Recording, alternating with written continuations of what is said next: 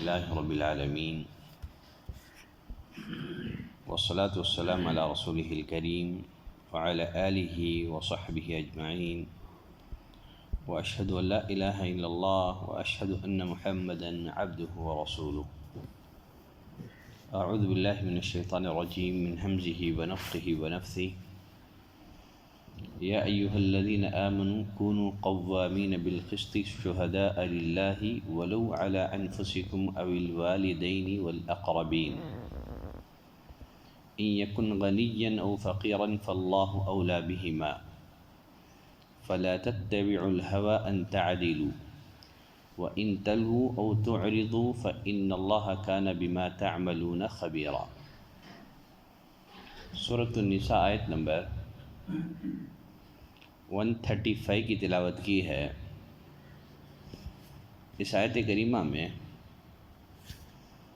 اللہ نے فرمایا، اے ایمان والوں، عدل و انصاف پر مضبوطی سے جم جانے والے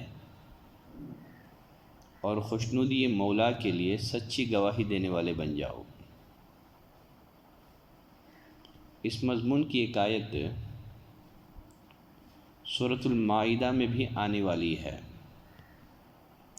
سورۃ النساء اور سورۃ المائدہ، ان دونوں آیتوں کو جمع کرنے سے یہ بات سمجھ میں آتی ہے، عدل و انصاف کی راہ میں رکاوٹ ڈالنے والی عادتاً دو چیزیں ہیں، دو باتیں ہیں. نمبر 1،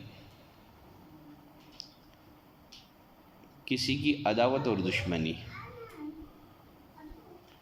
جو شاہد کو، گواہی دینے والے کو اس کے خلاف گواہی دینے پر اور قاضی اور جج کو اس کے خلاف فیصلہ دینے پر آمادہ کرتی ہے. اس رکاوٹ کا ذکر سورۃ المائدہ میں ہے.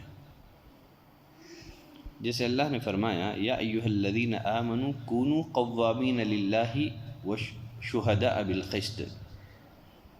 اے ایمان والوں، تم اللہ کی خاطر حق پر قائم ہو جاؤ اور انصاف کے ساتھ گواہی دینے والے بن جاؤ. فرمایا، ولا یجرمنکم شنعان قوم علی الا تعدلوا. کسی قوم کی دشمنی تمہیں اس بات پر آمادہ نہ کرے کہ تم انصاف نہ کرو. اعدلوا، انصاف کرو، هو اقرب للتقوی، یقیناً یہ پرہیزگاری کے زیادہ قریب ہے. واتقوا اللہ، اللہ سے ڈرتے رہو. ان اللہ خبیر بما تعملون، اللہ تمہارے اعمال سے باخبر ہے. تو پہلی چیز ہے عداوت اور دشمنی. آدمی کسی کی عداوت اور دشمنی میں آ کر کے جھوٹی گواہی دیتا ہے یا غلط فیصلے کرتا ہے. عدل و انصاف کی راہ کی دوسری رکاوٹ ہے کسی کی محبت اور قرابت. جو شاہد کو، یعنی گواہی دینے والے کو، ان کے حق میں گواہی دینے پر، شہادت دینے پر، قاضی اور جج کو ان کے حق میں فیصلہ کرنے پر آمادہ کرتی ہے. اس رکاوٹ کا ذکر سورۃ النساء کی جو آیت کریمہ میں نے پڑھی اس میں ذکر موجود ہے. فرمایا، یا ایھا الذین آمنوا کونوا قوامین بالقسط. اے ایمان والوں، عدل و انصاف پر مضبوطی سے جم جانے والے بن جاؤ اور اللہ کے لیے سچی گواہی دینے والے بن جاؤ. ولو علی انفسکم، خواہ وہ خود تمہارے اپنے خلاف ہو. اپنے نفس کے خلاف گواہی دینے کا مطلب کیا ہے؟ اپنے نفس کے خلاف گواہی دینے کا مطلب یہ ہے کہ انسان برملا طور پر اپنے جرم کا اعتراف کر لے، خواہ اس کا کتنا ہی نقصان اسے برداشت کرنا کیوں نہ پڑے. اپنے جرم کا اعتراف کرنے کی صورت میں اسے کتنی ہی مشکلات اور مصائب جھیلنا پڑے. یقیناً یہ بڑے حوصلے کا کام بھی ہے اور بڑے اجر و ثواب کا کام بھی ہے کہ انسان اپنے جرم کا اعتراف کرے اور جرم کو قبول کر لے. فرمایا، تم سچی گواہی دینے والے بن جاؤ، خواہ وہ خود تمہارے اپنے خلاف ہو. او الوالدین والاقربین، یا اپنے ماں باپ یا رشتہ داروں کے خلاف ہو. یقیناً جو انسان اپنی ذات کے خلاف گواہی دے سکتا ہے تو یقیناً اپنے والدین اور اپنے رشتہ داروں کے خلاف بھی گواہی دے گا۔ تو فرمایا سچی گواہی دو، چاہے وہ گواہی تمہارے خود اپنے ماں باپ یا رشتہ داروں کے خلاف ہو۔ اس آیت کریمہ سے یہ مسئلہ بھی ثابت ہوتا ہے اولاد کی شہادت ماں باپ کے خلاف قبول ہوگی، اور یقیناً اگر بچہ اپنے ماں باپ کے خلاف شہادت دیتا ہے، گواہی دیتا ہے، یہ والدین کے ساتھ حسن سلوک کے خلاف نہیں ہے۔ والدین کے ساتھ جو بر کا معاملہ کرنے کی اللہ نے ہمیں ہدایت دی ہے، یقیناً اس کے خلاف نہیں ہے۔ پھر آگے اللہ نے فرمایا ان یکن غنیا او فقیرا فاللہ اولی بہما، وہ شخص اگر امیر ہو اور فقیر ہو، دونوں کے ساتھ اللہ کو زیادہ تعلق ہے۔ یعنی انصاف کرتے ہوئے، گواہی دیتے ہوئے یہ نہ دیکھو کہ یہ گواہی کس کے خلاف پڑ رہی ہے اور یہ فیصلہ کس کے خلاف ہو رہا ہے۔ جس کے خلاف گواہی پڑ رہی ہے وہ امیر ہے یا غریب ہے، جس کے خلاف فیصلہ ہو رہا ہے وہ امیر ہے یا غریب ہے، یہ نہ دیکھو، اس لیے کہ تم اللہ سے بڑھ کر اور اس کی شریعت سے بڑھ کر کسی کے خیر خواہ نہیں بن سکتے، لہٰذا تمہیں دولت مند کی دولت مندی اس کی بیجا حمایت پر یا مخالفت پر آمدہ نہ کرے، یا پھر اسی طرح ایک غریب پر ترس کھا کر اس کی بیجا رعایت نہ کرو۔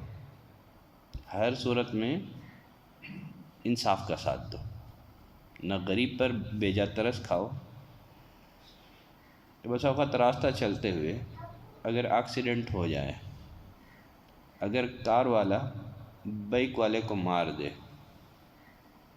تو عموماً ایسی صورت میں دیکھتے نہیں ہیں کہ حق کس کے ساتھ ہے، غریب پر ترس کھاتے ہوئے لوگ مالدار کے خلاف ہو جاتے ہیں۔ اللہ نے فرمایا ایسے مت کرو، انصاف کی گواہی دینے والے بنو، نہ غریب پر ترس کھاؤ، نہ ہی مالدار کی بیجا حمایت یا مخالفت کرو۔ پھر فرمایا فَلَا تَتَّبِعُوا الْهَوَىٰ أَن تَعْدِلُوا، تم خواہشات نفس کے پیچھے پڑ کر انصاف نہ چھوڑ دینا۔ یقیناً خواہشات نفس اور عصبیت یہ سب انصاف کی راہ میں بہت بڑی رکاوٹیں ہیں۔ پھر آگے اللہ نے فرمایا وَإِن تَلْوُوا أَوْ تُعْرِضُوا، اور اگر گول مول سی باتیں کرو، یعنی اگر تم جھوٹ سے کام لو، سچی گواہی کے بجائے جھوٹی گواہی دے دو، یقیناً یہ بہت بڑا جرم ہے، اس لیے کہ جھوٹی گواہی سے فیصلے بدل جاتے ہیں، ظالم مظلوم بن جاتا ہے اور مظلوم ظالم بن جاتا ہے۔ فرمایا گول مول سی باتیں مت کرو، جھوٹ مت بولو، او تعرضوا، اعراض مت کرو، سچی بات کہنے سے، سچی گواہی دینے سے مت اتراؤ۔ یقیناً گواہی کو چھپا دینا یہ بھی اللہ کی نظر میں، شریعت کی نظر میں بہت بڑا جرم ہے، جیسے اللہ نے فرمایا وَلَا تَكْتُمُوا الشَّهَادَةَ، شہادت کو مت چھپاؤ، وَمَن يَكْتُمْهَا فَإِنَّهُ عَاثِمٌ قَلْبُهُ، جو شہادت کو چھپائے گا اس کا دل گنہگار ہے۔ فَإِنَّ اللَّهَ كَانَ بِمَا تَعْمَلُونَ خَبِيرًا، جان لو جو کچھ تم کرتے ہو اللہ اس سے واقف ہے۔ تو غرض اس آیت کریمہ میں اللہ نے ہر حال میں مسلمانوں کو عدل و انصاف پر قائم رہنے کا حکم دیا ہے، نہ کسی کی دشمنی میں آدمی انصاف کے راستے سے ہٹ جائے، نہ کسی کی حمایت، دوستی اور قرابت میں آدمی انصاف کے راستے سے ہٹے۔ آج کے لیے یہی ایک آیت کافی ہے، تفسیر کا سلسلہ جاری ہے۔ سبحانک اللہم و بحمدک، اشہد ان لا الہ الا انت، استغفرک و اتوب الیک۔